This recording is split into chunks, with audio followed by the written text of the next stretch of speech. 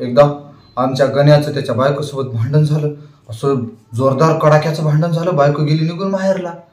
आता मग ती माहेरला गेली की गण्या मग रोज फोन करायचा. 8 एक दिवस झाल्याच्या नंतर मग रोज फोन करायचा. मग ती बायको काही फोन उचलायची नाही. फोन उचलायची त्याची सासूबाई म्हणायच्या हॅलो.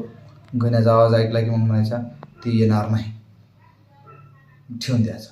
मग असं लई दिवस सारखं महिनाभर फोन केला असेल गण्यानं, रोज फोन करायचा. मग एका दिवशी सासू चिडली ना.